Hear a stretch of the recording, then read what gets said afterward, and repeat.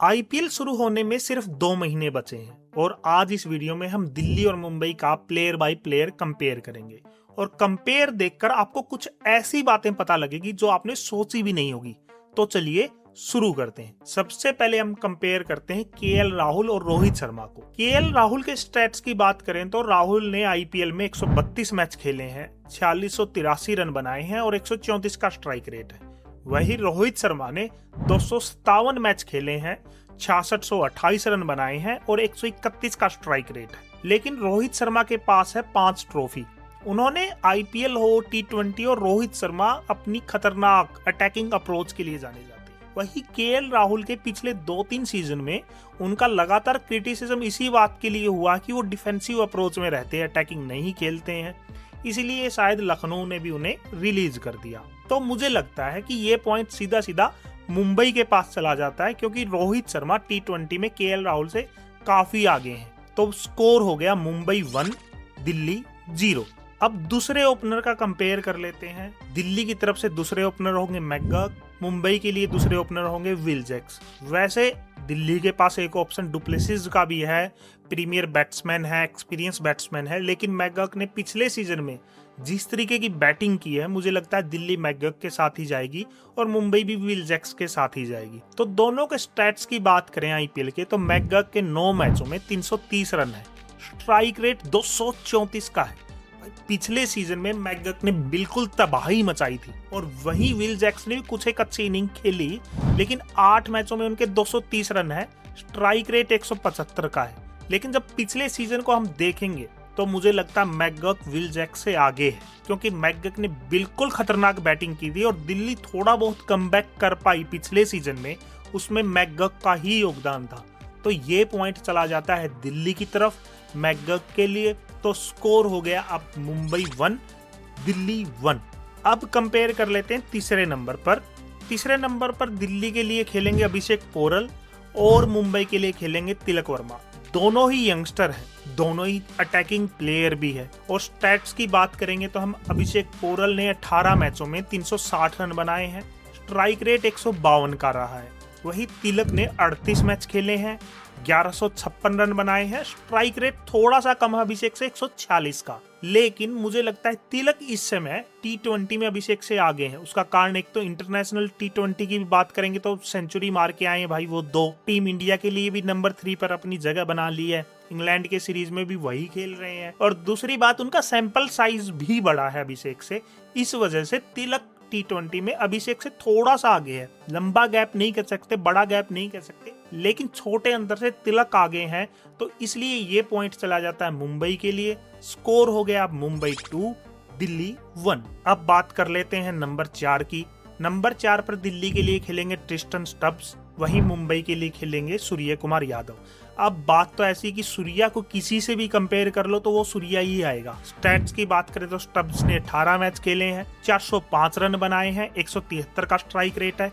वहीं सूर्या ने 150 मैचों में 3594 रन बनाए हैं, 145 का स्ट्राइक रेट है। अब सूर्या का सैंपल साइज भी स्टब्स के मुकाबले बहुत ज्यादा है, क्योंकि स्टब्स ने सिर्फ 18 मैच खेले हैं, सूर्या ने 150 मैच खेले हैं। और वहीं सूर्या की जब अटैकिंग अप्रोच की बात करें, उनकी जो लगातार रन बनाने की एबिलिटी है उसकी बात करें तो सूर्या आगे हो जाते हैं। हालांकि स्टब्स ने भी कुछ खास बुरा नहीं किया। स्टब्स ने पिछले सीजन में दिल्ली के लिए बहुत ही अच्छी बैटिंग की थी, अटैकिंग बैटिंग की थी। लेकिन अगर सूर्या के साथ अब जब कंपेयर करते हैं तो सूर्या उनसे कहीं आगे निकल जाते हैं। इसलिए ये पॉइंट भी मुंबई की तरफ चला जाता है और स्कोर हो जाता है मुंबई 3 दिल्ली 1। नंबर 5 पर दिल्ली के लिए खेलेंगे हैरी ब्रूक और नंबर 5 पर मुंबई के लिए खेलेंगे हार्दिक पांड्या, जो मुंबई के कप्तान भी है। अब हैरी ब्रूक के स्टैट्स की बात करेंगे तो 11 मैच खेले हैं, सिर्फ 190 रन बनाए हैं और 123 का स्ट्राइक रेट है। वहीं हार्दिक पांड्या ने 137 मैच खेले हैं, 2525 रन बनाए हैं,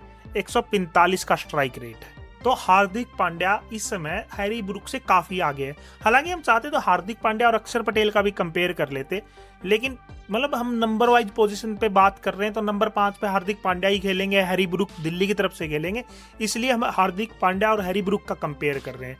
हैरी ब्रूक ने इंटरनेशनल टी20 में बहुत आग लगाई है, बहुत शानदार बैटिंग की है, लेकिन आईपीएल में अभी तक कुछ खास किया नहीं। पिछले सीजन भी शायद उनके फैमिली मेंबर की किसी की प्रॉब्लम थी तो वो खेले नहीं थे, और उससे पहले सीजन में हैरी ब्रूक ने सिर्फ 11 मैच खेले थे, 190 रन बनाए, 123 का स्ट्राइक रेट था। तो हार्दिक पांड्या आईपीएल में और ऑलराउंडर है ही हार्दिक पांड्या, बॉलिंग के साथ उनका एक प्लस पॉइंट है ही, फील्डर भी बहुत शानदार है हार्दिक। तो मुझे लगता है कि ये पॉइंट सीधा सीधा मुंबई की तरफ चला जाता है और अब स्कोर हो जाता है मुंबई 4 दिल्ली 1। अब नंबर 6 की बात कर लेते हैं। नंबर 6 पर अक्षर पटेल दिल्ली के लिए और मुंबई के लिए रॉबिन मिंज।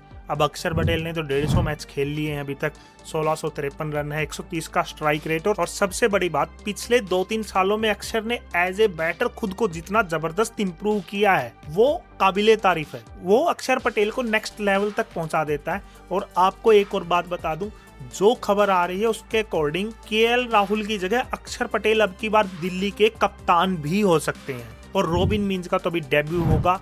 हालांकि डोमेस्टिक में बहुत अच्छा करके आ रहे हैं रॉबिन मिंज, लेकिन आईपीएल का स्टैंडर्ड अलग है, आईपीएल का लेवल अलग है। तो अभी ये देखना होगा कि रॉबिन मिंज कितना कर पाते हैं, इसलिए ये पॉइंट चला जाता है दिल्ली की तरफ। तो स्कोर अब हो गया मुंबई 4 दिल्ली 2।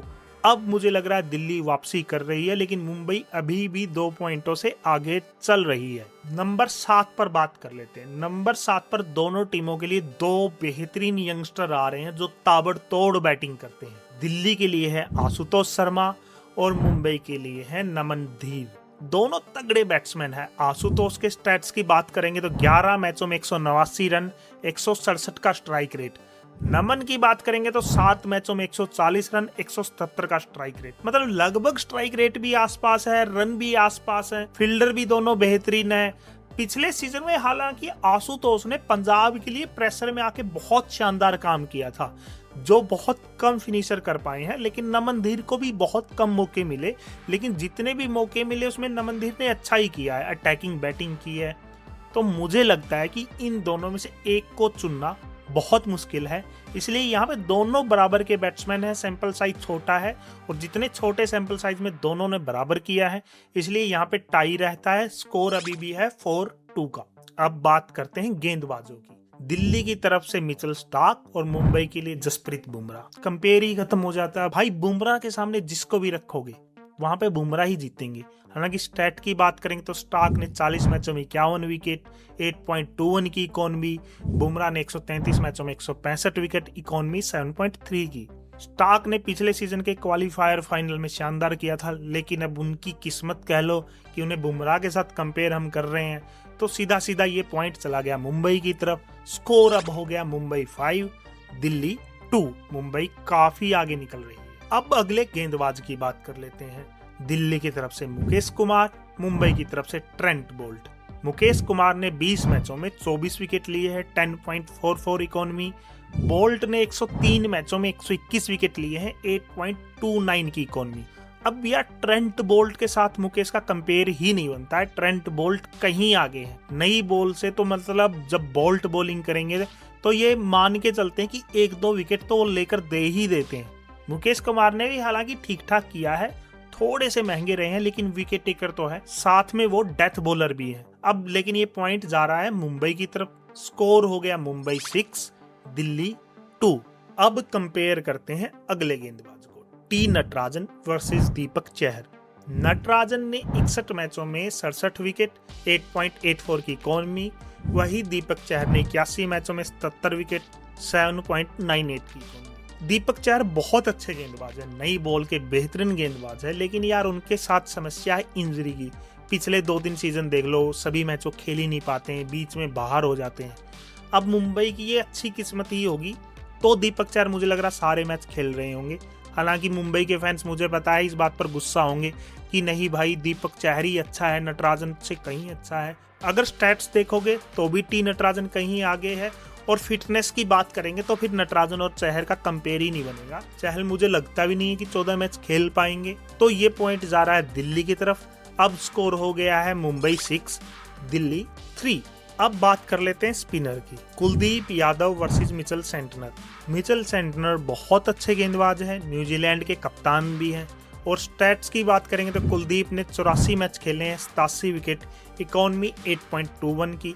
सेंटनर ने सिर्फ 18 मैच खेले हैं, 15 विकेट, इकोनॉमी बहुत शानदार रही है 6.92 की। लेकिन ये बात भी देखनी होगी, सेंटनर जब चेन्नई के साथ थे तो सिर्फ उन मैचों में ही खेलते थे जहां बहुत ज्यादा टर्निंग ट्रैक होते थे। सिर्फ बॉलिंग पे कंपेयर करेंगे तो कुलदीप काफी आगे है सेंटनर से स्पिन बॉलिंग में।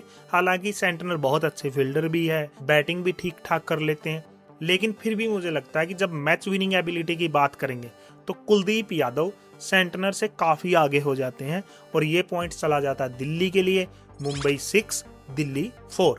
अब लास्ट में बात कर लेते हैं इंपैक्ट प्लेयर की। मुंबई के लिए रियान रिकल्टन और अल्लाह गजनफर होंगे और दिल्ली के लिए समीर रिजवी और मोहित शर्मा होंगे। अब दोनों में एक बैटर रखा हमने, एक एक गेंदबाज रखा है। अब समीर रिजवी और रिकल्टन की बात करेंगे तो रिजवी भी लंबे लंबे छक्के मार लेते हैं, रिकल्टन इंटरनेशनल लेवल पे थोड़ा सा तो किया उन्होंने, बराबर है या रिकल्टन थोड़ा सा आगे आप कह सकते हो। लेकिन जब गेंदबाजी की बात करेंगे तो गजनफर से मोहित शर्मा काफी आगे हैं। जो गुजरात ने सीजन जीता था उसमें भी मोहित शर्मा का बड़ा योगदान था और उससे अगले सीजन में भी मोहित शर्मा ने बहुत शानदार गेंदबाजी की थी, टॉप विकेट टेकर रहे थे वो, तभी गुजरात फाइनल तक पहुंची थी। हालांकि उनके लास्ट की गेंदें खराब हो गई, जडेजा ने चौका छक्का मार दिया था। इसलिए मुझे लगता है कि यहाँ पे मोहित शर्मा इनके पास एक अच्छे इंपैक्ट प्लेयर के रूप में ऑप्शन है दिल्ली के पास, तो थोड़ा सा माइनर एज दिल्ली की तरफ चला जाता है इंपैक्ट प्लेयर में। तो अब फाइनल स्कोर हो जाता है मुंबई 6 दिल्ली 5। मतलब काफी क्लोज फाइट हो रही है और बात भी सच है क्योंकि तगड़ी टीमें हैं, दोनों तगड़ी टीमें हैं और अच्छी फाइट हमें देखने को भी मिलेगी। लेकिन मुंबई के साथ चैलेंज ये होगा कि उनका ड्रेसिंग रूम एक हो पाता है या नहीं। अगर पिछली बार की तरह मुंबई का ड्रेसिंग रूम बिखरा तो मुझे लग रहा है फिर दिल्ली बाजी मार जाएगी, और पिछले कुछ मैचों में दिल्ली बाजी मारती भी रही है मुंबई के खिलाफ। तो फाइनल स्कोर हो जाता है मुंबई 6 दिल्ली 5। आपको क्या लगता है, कौन से कंपेयर में आपके थॉट्स डिफरेंट है, कमेंट करके बताइए और साथ में सब्सक्राइब भी कर लीजिए क्योंकि बाकी टीमों के भी कंपेयर आने वाले हैं और आप किस टीम का कंपेयर जल्दी चाहते हैं वो भी हमें कमेंट में बताइए। धन्यवाद।